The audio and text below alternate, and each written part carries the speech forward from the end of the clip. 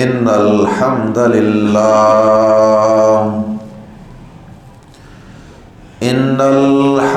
لله نحمده ونستعينه ونستغفره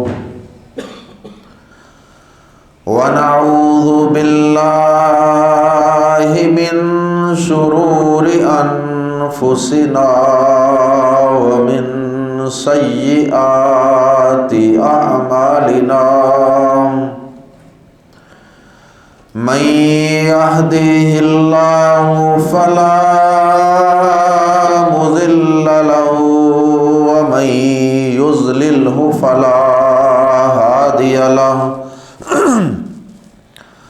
وأشهد أن لا إله إلا الله وحده لا شريك له وأشهد أن محمدًا عبده ورسوله أما بعد فإن خير الحديث كتاب الله وخير الهدي هدي محمد صلى الله عليه وسلم وشر الأمور محدثاتها وكل محدثة بدعة وكل بدعة ضلالة وكل ضلالة في النار.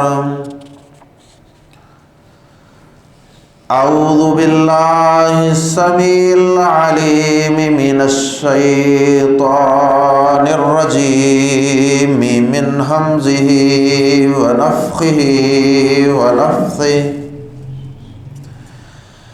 بسم الله الرحمن الرحيم.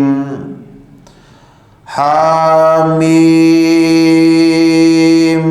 والكتاب المبين. إنا أنزلناه في ليلة مباركة إنا كنا منذرين فيها يفرق كل أمر حكيم. قابل احترام بھائیوں اور واجب الاحترام ماؤں بہنوں، دین اسلام میں ہر اسلامی مہینے کی اپنی ایک خاص اہمیت اور فضیلت ہے.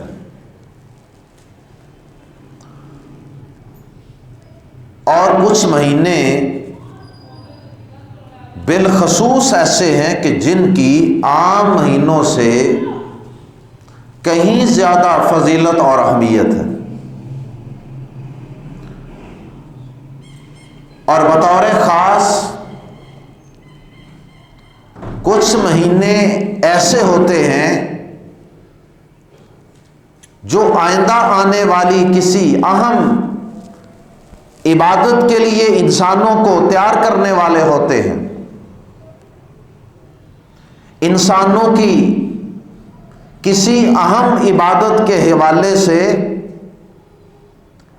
غفلت اور کوتاہی کو دور کر کے ان کو اس عبادت کے لیے ذہنی اعتبار سے تیار کرنے والے ہوتے ہیں. انہی مہینوں میں سے ایک مہینہ ماہ شعبان کا مہینہ ہے، جس مہینے سے اس وقت ہم گزر رہے ہیں یہ ماہ شعبان کا مہینہ ہے. اور یہ رجب اور رمضان کے درمیان واقع ہے. اس ماہ شعبان کے فوراً بعد ایک بڑا ہی عظیم الشان مہینہ شروع ہونے والا ہے، جس مہینے میں اللہ رب العالمین نے قرآن مجید جیسا عظیم پیغام انسانوں کی رشد و ہدایت اور رہنمائی کے لیے نازل فرمایا۔ اور جس مہینے کے روزے اللہ رب العزت نے مسلمانوں پر پہلی قوموں کی طرح فرض قرار دیے، وہ عظمتوں والا، وہ رحمتوں والا، وہ مغفرتوں اور جہنم سے نجات والا ماہ رمضان بس آیا ہی چاہتا ہے، اور وہ مہینہ اس ماہ شعبان کے فوراً بعد آ رہا ہے۔ اللہ ہم سب کو اس ماہ رمضان تک پہنچا دے۔ اگرچہ ہم میں سے کوئی شخص نہیں جانتا کہ جو ماہ رمضان چند دنوں کے بعد آ رہا ہے، ہم اس مہینے تک پہنچنے والے بھی ہیں کہ نہیں۔ اللہ سے دعا ہے کہ اللہ ہم سب کو اس ماہ رمضان کو ایک مرتبہ پھر ہماری زندگی میں سایہ فگن فرما دے۔ میرے قابل احترام بھائیوں، ماہ شعبان گویا کہ رمضان کے استقبال کا ایک مہینہ ہے کہ اس کے فوراً بعد رمضان آ رہا ہے، اور اس مہینے کے اندر پیارے نبی جناب محمد رسول اللہ صلی اللہ علیہ وسلم کے اعمال صالحہ عام دنوں سے بڑھ جایا کرتے تھے، اور بالخصوص آپ کے نفلی روزوں کا معمول بڑھ جاتا تھا، کیونکہ قرآن مجید کی تلاوت، استغفار، اور اسی طرح سے رات کا قیام اللیل، تہجد، یہ تو پیارے نبی صلی اللہ علیہ وسلم سارا سال اور ساری زندگی ہی جاری رکھتے تھے۔ لیکن نفلی روزے یہ چونکہ کبھی رکھنے ہوتے ہیں، کبھی چھوڑنے ہوتے ہیں، کبھی اس میں وقفہ ڈالنا ہوتا ہے، اس لیے نفلی روزوں سے بطور خاص ہمیں اس بات کا پتہ چلا کہ پیارے نبی صلی اللہ علیہ وسلم نفلی روزوں کو اس ماہ شعبان میں جو رمضان سے پہلے آ رہا ہے اس مہینے میں بڑھا دیتے تھے۔ اب تہجد کی نماز تو آپ نے نہیں بڑھانی تھی نا، وہ تو آپ پہلے ہی معمول سے ادا فرماتے تھے۔ قرآن مجید کی تلاوت بھی آپ ہماری طرح کوئی عام مہینوں میں چھوڑتے تھوڑا تھے جو آپ ماہ شعبان میں بڑھا دیتے۔ صحیح بخاری اور صحیح مسلم میں حدیث ہے، ام المومنین عائشہ صدیقہ طاہرہ مطہرہ رضی اللہ تعالی عنہا فرماتی ہیں کہ میں نے پیارے نبی صلی اللہ علیہ وسلم کو رمضان کے علاوہ کسی مہینے کے مکمل روزے رکھتے ہوئے نہیں دیکھا۔ اور شعبان کے متعلق پھر خود ہی فرماتی ہیں فما رأیتہ اکثر صیاما منہ فی شعبان، اور میں نے شعبان سے زیادہ کسی مہینے میں پیارے نبی صلی اللہ علیہ وسلم کو زیادہ روزے رکھتے ہوئے نہیں دیکھا۔ یعنی جتنے نفلی روزے میں نے نبی پاک صلی اللہ علیہ وسلم کو ماہ شعبان میں رکھتے دیکھا، اتنے روزے کسی اور مہینے میں رکھتے نہیں دیکھا۔ اس کا مطلب ہے کہ پیارے نبی صلی اللہ علیہ وسلم ماہ رمضان سے پہلے آنے والے اس مہینے میں اپنے روزوں کی اور اعمال صالحہ کی مقدار کو کسی حد تک بڑھا دیتے تھے۔ اس میں ہم سب کے لیے یہ پیغام ہے کہ ہم اس ماہ شعبان کو ماہ رمضان کے تسلسل کے لیے اور اس کی تیاری اور اس کی بیداری کے لیے استعمال کریں۔ اور ہم تو چونکہ غافل لوگ ہیں نا، ہم تو کتنے مہینے قرآن مجید کو کھولتے ہی نہیں، ہم تو کتنے مہینے رات کو تہجد کی نماز پڑھتے ہی نہیں ہیں. ہم تو کتنے کتنے مہینے استغفار کا معمول ہی نہیں بناتے. اس لیے ہمیں بطور خاص ماہ رمضان سے پہلے اس مہینے میں اپنی ان تمام کوتاہیوں کو، غفلتوں کو، سستیوں کو دور کر لینا چاہیے. اور سنن نسائی میں حدیث ہے، پیارے نبی صلی اللہ علیہ وسلم نے فرمایا اس مہینے کے حوالے سے، فرمایا ذالک شہر یغفل الناس عنہ. یہ ماہ شعبان وہ مہینہ ہے کہ جس سے لوگوں کی اکثریت غافل رہتی ہے، پرواہ کوئی نہیں کہ یہ مہینہ ماہ رمضان سے جوڑنے والا مہینہ، اس کی تیاری اور بیداری والا مہینہ ہے، لیکن لوگوں کی اکثریت اس ماہ رمضان میں بھی غافل رہتی. اللہ اکبر. میرے قابل احترام بھائیوں، ہمیں اس ماہ رمضان میں اپنی عبادات کو، اپنے اذکار کو، تلاوت قرآن کو اور رات کے قیام کو اور اسی طرح نفلی روزوں کے اہتمام کو بڑھا دینا چاہیے، تاکہ ماہ رمضان کے آنے تک ہم ذہنی طور پہ اور جسمانی طور پہ اس ماہ رمضان کے فیوز و برکات کو پانے کے لیے تیار ہو سکے. لیکن کیا کیا جائے؟ اس امت کا، یہ امت ایسا روایات میں اور ایسی رسومات میں اور ایسی خرافات میں پڑی ہوئی ہے کہ جس چیز کی شریعت نے اہمیت واضح کی ہوتی ہے اسے تو کوئی اہمیت نہیں دیتی، اسے تو نظر انداز کرتی رہتی ہے. لیکن یہ امت اور اس امت کے اکثر لوگ ان چیزوں کو بڑی اہمیت دیتے ہیں، بڑا مقام دیتے ہیں جن چیزوں کا شریعت میں کوئی وجود اور کوئی تصور ہی نہیں ہوتا. اب اس ماہ رمضان کی جو فضیلت تھی کہ اس میں اپنے اعمال کو بہتر کیا جائے، بالخصوص نفلی روزوں کو کثرت سے رکھا جائے، آج ذرا اپنے دائیں بائیں معاشرے میں دیکھیں کتنے لوگ ہیں جو اس ماہ شعبان میں آ کر اپنی عبادات کو اور اپنے معمولات کو بہتر کرتے ہوں، سستیوں کو دور کرتے ہوں اور نفلی روزوں کا بالخصوص التزام اور اہتمام کرتے ہوں. آٹے میں نمک کے برابر بھی نہیں ملیں گے، لیکن اسی مہینے کے اندر ہمارے بہت سے مسلمان بھائی اور بہنیں، بہت سے نوجوان آپ کو ایک رات کا بڑی شدت سے انتظار کرتے ہوئے نظر آئیں. ابھی آج ہی کی بات ہے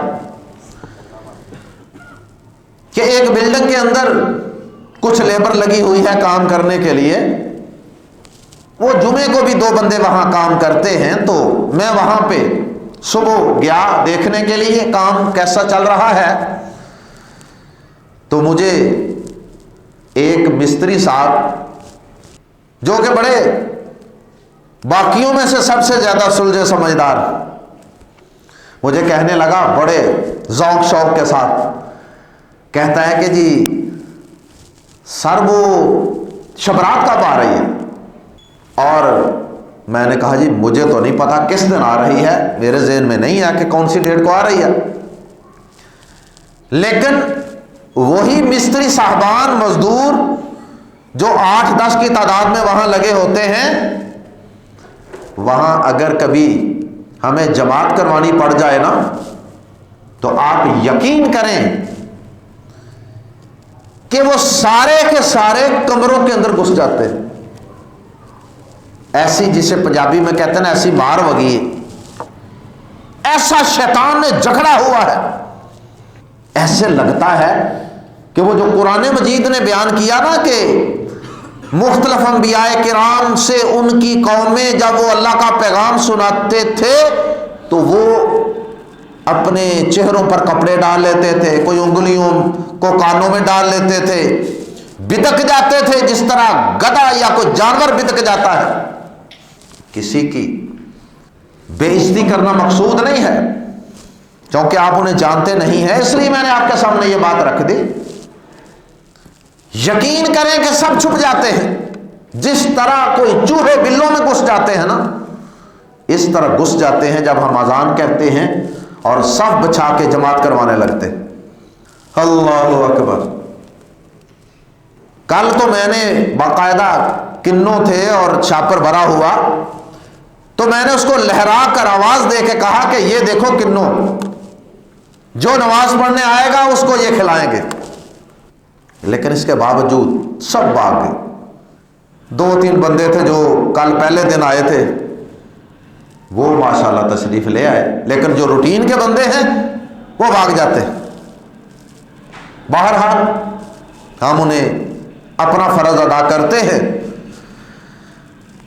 تو میرا کہنے کا مقصد یہ ہے، یہ ساری بات میں نے اس لیے عرض کی کہ فرض نماز جس کے بغیر انسان مسلمان نہیں ہے، اس سے بدک جاتے ہیں، چھپ جاتے ہیں، بھاگ جاتے ہیں، اور شب برات کی تاریخ پوچھ رہے ہیں بڑے ذوق سے، بڑے شوق سے، کیونکہ انہیں یہ بتایا گیا ہے بچپن سے کہ شب برات ایک عید والا سما ہوتا ہے، شب رات کے موقع پہ باقاعدہ چھٹی ہوتی ہے، باقاعدہ بہنوں کو، بیٹیوں کو شبرات دی جاتی ہے، اور باقاعدہ ان کو یہ بتایا گیا ہے کہ شب برات پہ رات کو عبادت کی جاتی ہے، اور اس دن لوگوں سے معافیاں مانگی جاتی ہیں، اور اس دن سارے سال کی قسمت کے فیصلے ہوتے ہیں،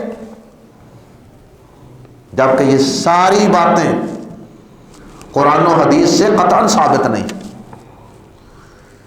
جو چیزیں ثابت نہیں ان کے پیچھے بھاگ رہے ہیں۔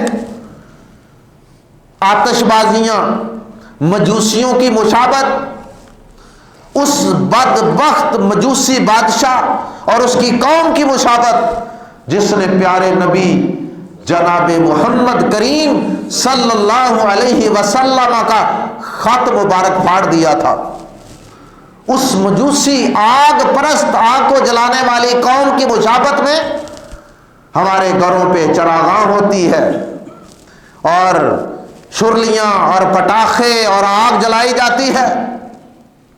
یہ مسلمانوں کا کام نہیں ہے، اور اس آگ کی نظر کتنے لوگ ہو جاتے ہیں۔ کبھی شرلیاں پٹاخے بنانے والی فیکٹری میں دھماکہ، کبھی کسی بچے کے ہاتھ میں کوئی چیز چل گئی، کسی کا ہاتھ جھلس گیا، کسی کی ڈیتھ ہو گئی، یہ سارے واقعات پڑھتے ہیں۔ اور اللہ پاک کیا فرماتے ہیں قرآن مجید میں؟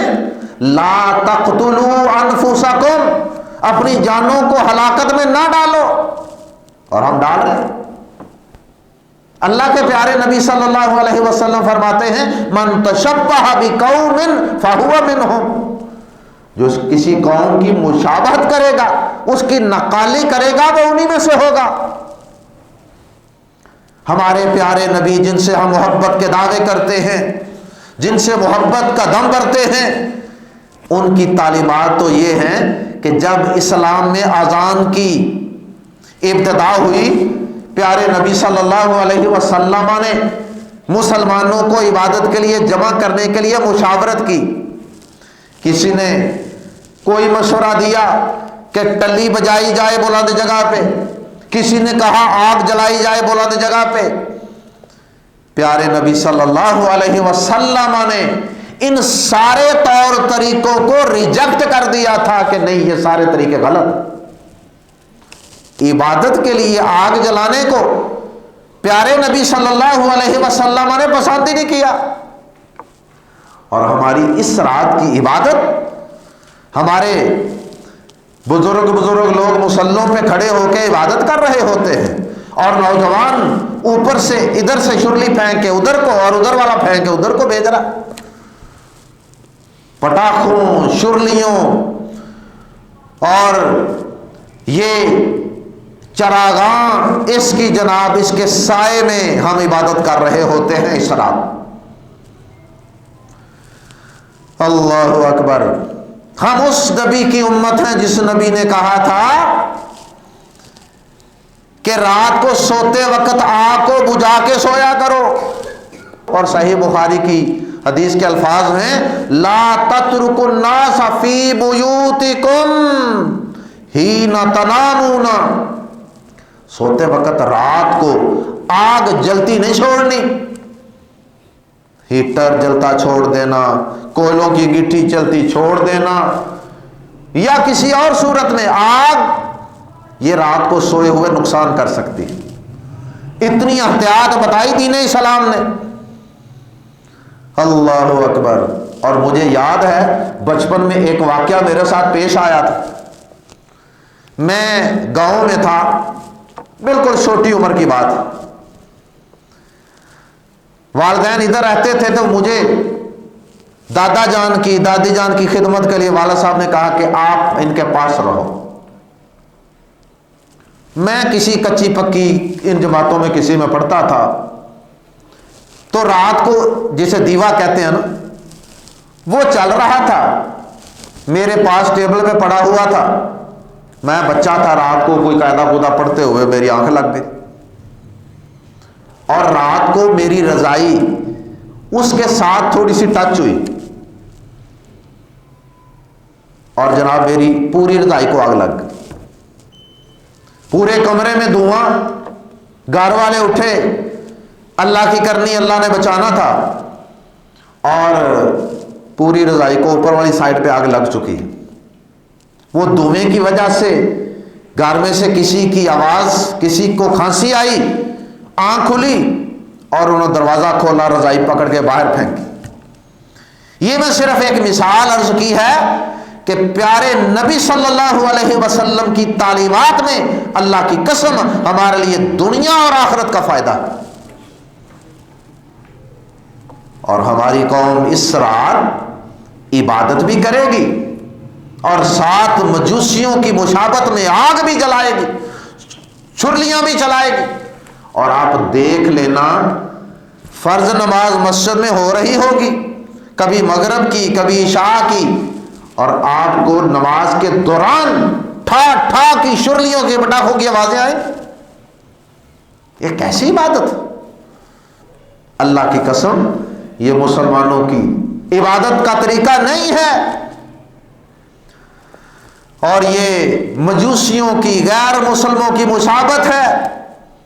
اور اس میں پھر فضول خرچی بھی ہے. ایک طرف ہم مقروض قوم ہیں، مہنگائی مہنگائی، رونا رونا، اور دوسری طرف جناب گڈیاں چڑھانے کے لیے، شرلیاں پٹاخے اڑانے کے لیے ہمارے پاس بڑا پیسہ ہے. قرآن مجید میں اللہ پاک فرماتے ہیں ان المبذرین کانوا اخوان الشیاطین. سورہ بنی اسرائیل. یہ فضول خرچیاں کرنے والے یہ شیطان کے بھائی ہیں. اللہ اکبر.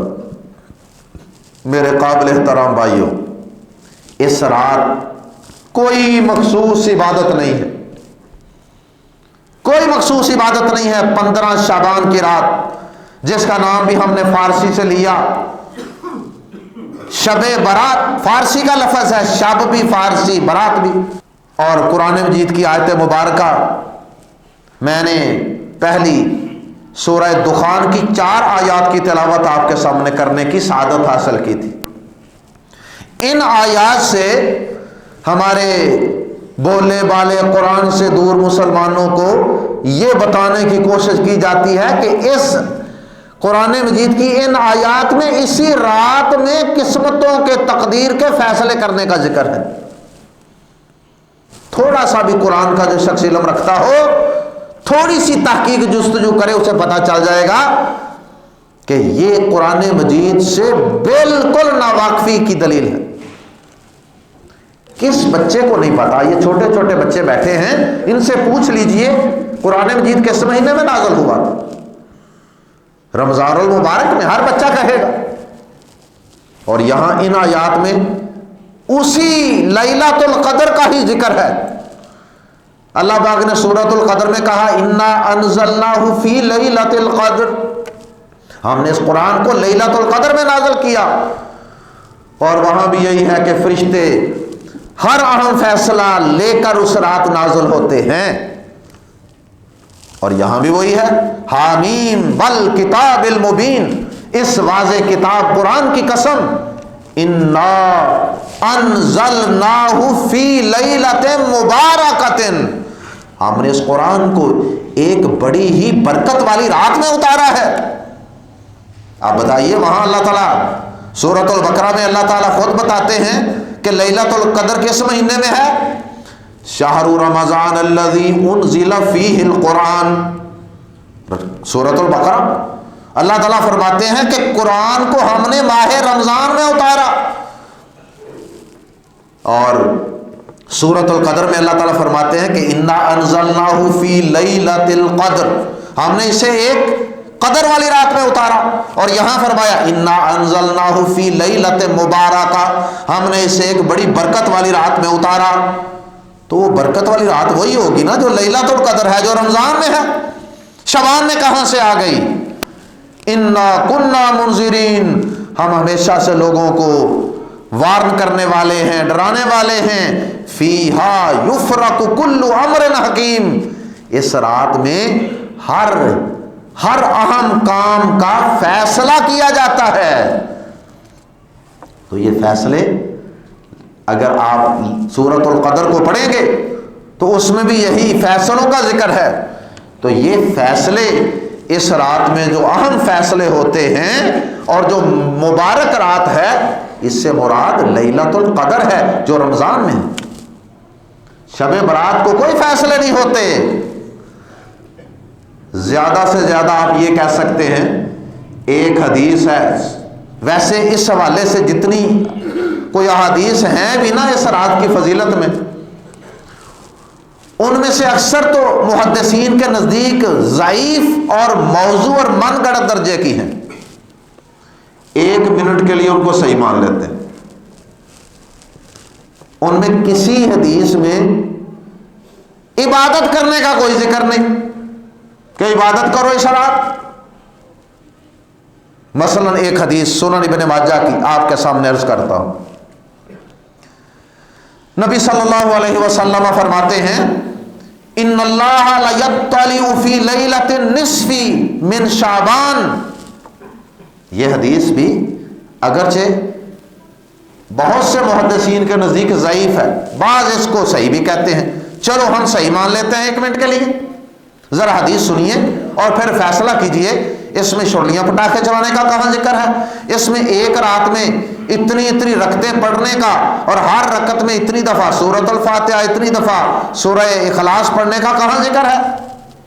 ان اللہ لیطلع فی لیلۃ النصف من شعبان، اللہ تعالی شعبان کی نصف رات یعنی 15ویں شعبان کو جھانکتا ہے اپنی مخلوق کی طرف۔ اللہ تعالیٰ جھانکتے ہیں، فَيَغْفِرُ لِجَمِيعِ خَلْقِهِ، پھر اللہ پاک اپنی ساری مخلوق کو معاف کر دیتے ہیں، سوائے 2 قسم کے لوگوں کے، إِلَّا لِمُشْرِكٍ أَوْ مُشَاهِنٍ، سوائے مشرک کے اور سوائے اس کے جس نے دل میں کینہ پالا ہوا ہے۔ پالا نہیں ہوا ہم نے کینہ، باپ بیٹے سے نہیں بولتا، بیٹا باپ سے نہیں بولتا، بھائی بھائی سے نہیں بولتا، خاوند بیوی سے نہیں بول رہا، بیوی خاوند سے نہیں بول رہے، نفرتیں، بغض، کینے، ناراضگیاں، قطع تعلقیاں۔ 2 قسم کے لوگ، جو مشرک ہے وہ اللہ کے حقوق میں سب سے بڑا ڈاکہ مار رہا مشرک، اور جو کینہ پرور ہے وہ بندوں کے حقوق میں سب سے بڑا ڈاکہ مار رہا۔ ان 2 قسم کے لوگوں کے علاوہ اللہ پاک حدیث کے الفاظ ہیں فَيَغْفِرُ لِجَمِيعِ خَلْقِهِ، اللہ تعالیٰ اپنی ساری مخلوق کو معاف کر دیتا ہے اس رات۔ یہ تو نہیں فرمایا کہ جو اس رات عبادت کر رہا تھا اسے معاف کیا جاتا، ایسا کچھ نہیں کہا۔ لیلۃ القدر کی رات کے بارے میں آتا ہے کہ اس رات جو عبادت کرے گا اس کو اتنا ثواب ہے، لیکن یہاں عبادت کا کوئی ذکر ہی نہیں، صرف یہ ذکر ہے کہ اللہ تعالیٰ جھانکتے ہیں اور ساری مخلوق کو معاف کر دیتے ہیں، کوئی جاگ رہا ہے، کوئی سویا ہے، کوئی عبادت کر رہا ہے، کوئی نہیں کر رہا، سوائے دو قسم کے لوگوں کو۔ اب ہمیں چاہیے تو یہ تھا نا کہ ہم اس حدیث کی روشنی میں اگر یہ حدیث صحیح مان لی جائے، پھر ہمیں یہ چاہیے کہ ہم شرک سے توبہ کریں، سیکھیں کہ شرک کیا ہے، توحید کیا ہے، اپنا عقیدہ درست کریں، ادھر دھیان کوئی نہیں۔ دوسرا ہمیں یہ چاہیے کہ ہم لوگوں کے بارے میں اپنے سینوں کو صاف کریں، بندوں سے تعلقات کو درست کریں، اس حوالے سے ہماری توجہ کوئی نہیں۔ اللہ تعالیٰ سے دعا ہے کہ اللہ تعالیٰ ہمیں ماہ شعبان کو رمضان کی تیاری اور بیداری کا مہینہ سمجھنے کی اور اس کے مطابق اپنے اعمال کو بہتر کرنے کی توفیق عطا فرمائے، اور جو اس مہینے میں لوگوں نے اپنی طرف سے بدعات، خرافات اور فضول خرچیاں اور مجوسیوں کی نقالی میں جو رسمیں بنا رکھی ہیں، اللہ تعالیٰ ہمیں ان سے بچنے اور اپنے بچوں کو بچانے کی توفیق عطا فرمائے۔